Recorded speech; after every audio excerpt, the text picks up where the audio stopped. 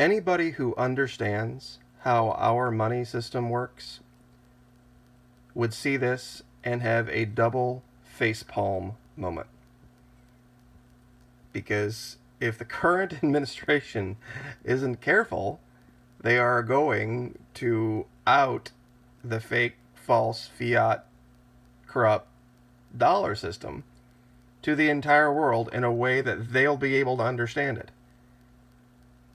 Now, I'm going to try to explain how insane this is and use another part of the John Oliver video and a little 1-minute snippet about fractional reserve banking to illustrate how absolutely insane this is. Now, real quick, what's changed here as opposed to before? Before, the administration, this one, current one, continued the Obama policy of sanctioning Venezuela, not allowing any business in the U.S., any bank in the U.S., to issue them loans directly. Couldn't do it, criminal act. Couldn't buy the petro. Everybody on the same sheet of music? All right. Now they're saying that you can't legally buy debts owed to Venezuela. Like, for example, if, say, Nicaragua owed $100 million to Venezuela. Well, what you would do is if you wanted to buy that debt, you would give the Venezuelans their $100 million, and then you would buy the debt, and now the Nicaraguans would owe us, whoever bought the debt, that money. You buy debt basically thinking that you're going to use it as kind of a revenue stream because of all that debt has interest on it. And there are people who do owe Venezuela money. But now they've banned this. Now, why is this a problem? Why is this insane? Why is this stupid? Well, first of all, let's go here. This was the G20 meeting today. And of the 20 countries at the G20 meeting, I know it says 6, but it's only 5. Only 5 countries of the 20 decided to join the United States in condemning the elections. And those 5 countries are, well, it says 6, meaning Chile. Chile is not a member of the G20. Argentina invited them as a guest this year. So you can count them, I guess. Argentina was the host country. So we have the host country, Canada, Australia, Mexico, Chile, which isn't a member of the G20, and us. Those are the only countries. And this is what they're not telling you. The other 15 countries, meaning, let's see, Brazil, China, France, Germany, India, Indonesia, Italy, Japan, South Korea, the Russian Federation, Saudi Arabia, South Africa, Turkey, the UK, and the EU plus Spain didn't sign on to the letter. What does that tell you? Now, back to the debt thing. The reason is it has to do with the corrupt way we create money in this country. I've talked about at length the dollar being the world reserve currency, and I know a lot of you understand this. Bear with me.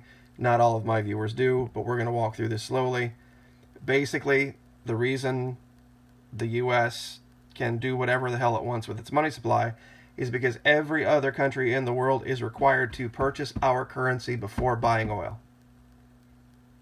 The price of oil is set by OPEC. It's not set by individual countries. They can't charge whatever they want, and they can't buy and sell it in their own currency. Now, very recently, the Chinese and the Russians are beginning to change this, but for the vast majority of history, that's been the case.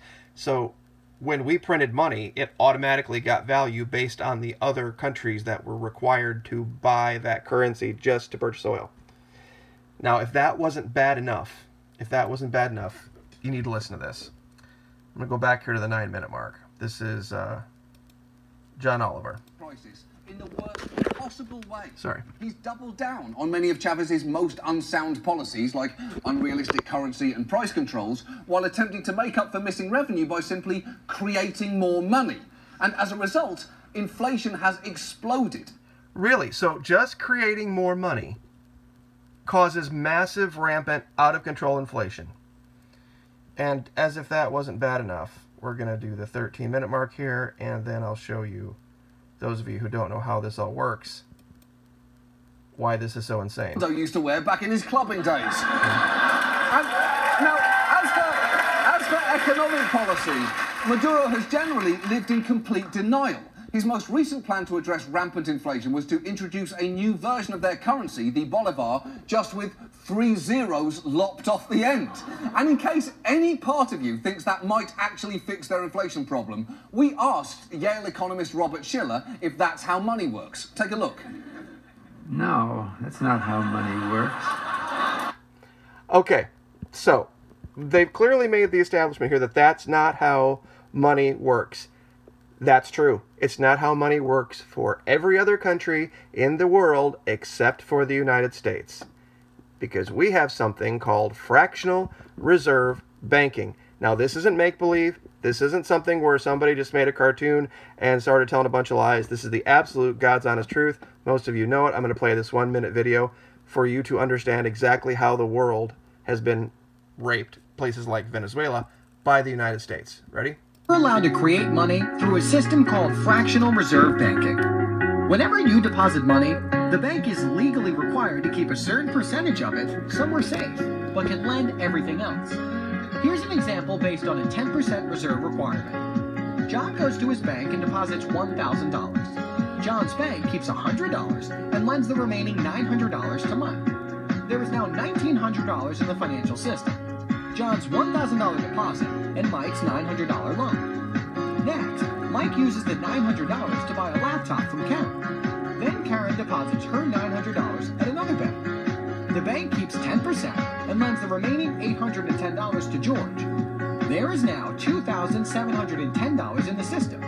John's $1,000 deposit, Karen's $900 deposit, and George's $810 loan. This goes on and on until John's initial $1,000 is turned into approximately $10,000. Believe it or not, commercial banks actually create more money than central banks. That's breathtaking the first time you hear it, but that is exactly the truth. They just create money out of thin air. The reason the U.S. doesn't collapse with this exact policy going on is, A, no one has ever audited the Fed, and B, the reserve currency. This is why you hear guys like Maduro talk about the U.S. being the great Satan, about how they steal the wealth of other countries. This is the absolute case. Because every other country has to create currency bases based on real value, based on real worth. And Mr. Maduro has created a cryptocurrency because every other currency in the world is slaved one way or the other to the US dollar. And he's trying to get away from it and get around that. And that's why he is being attacked mercilessly. But him surviving through this election now, and he's going to be the guy you're going to have to go to if you want to have access to the world's 4th largest gold mine, or if you want to have access to those massive coltan deposits, or if you want to have any hope of having any of that oil, the largest known reserves in the world, he's who you're going to have to go to. And the U.S. has failed to topple him. And this is why. Now, think about this. Trump prohibits purchase of debts. What is purchasing debt? That means if, like I said, if country A owes Venezuela $1 million, no one can then take that money, give it to Venezuela, where Venezuela could put it in the bank. Remember the fractional reserve system? Well, they could take $1 million, and what could they turn it into? They could turn it into $100 million. And then they could, and then you repeat that and repeat that and repeat that. That's why.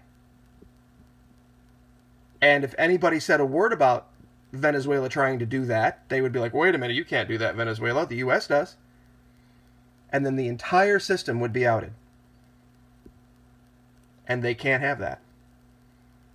They absolutely cannot have that. And this is why this policy here is insane. These sanctions are never going to work. First of all, He's putting all of his eggs in the petro basket, his cryptocurrency. You can't even purchase his petro cryptocurrency with a U.S. dollar. He's criminalized the U.S. dollar within his borders. And at some point, I promise you, he is probably going to turn the screws on the United States and say, you know what? We're no longer going to accept your fiat currency for our real oil. And if you don't think it's going to make a difference, it's going to make a huge fucking difference. Because we still have 5 refineries down in the Gulf Coast that get oil from Venezuela every single day. And gas is going up and up and up and up because of the oil on the market getting less and less and less and less. If the Iran sanction thing works, there's going to be even less oil, and it's going to go up and up and up. And here is the problem. Here's what nobody gets. The U.S. is now, unlike before 2015, the U.S. is now an oil exporter. Now, when this happens, it's going to have real consequences to our economy. It's going to have real consequences because we aren't going to be able to afford. If somebody would try to do to the United States what the United States did to Venezuela back in 2014 by cratering, it would cause a nightmare in the Gulf Coast like you would not believe. That's why Conoco and Exxon and all these companies now are racing to get these suits filed against Venezuela so that they can get their hold on real assets, not just fiat money. Because they see what's coming. And the U.S., in this particular case, has overplayed its hand badly. And if things go the way they're looking like they're going to go in Colombia and also in Mexico, boy, I tell you what, Latin America, if you talk about Latin America from Mexico all the way south through Central South America, they have twice the population.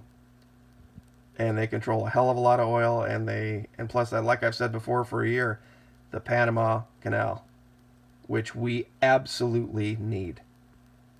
Because those big LNG tankers that are coming out of Texas right now have to go through the canal. The big side of the canal to get to China. Because the amount of time and cost that it adds to take that overland and then from the Pacific would make it cost prohibitive, and the Chinese will just buy it from the Russians. So anyway, another story for another day. Anyway, thank you all very much. I just wanted to cover this for you. Fractional reserve banking. You can't just print money. Imagine that. Like, share, subscribe.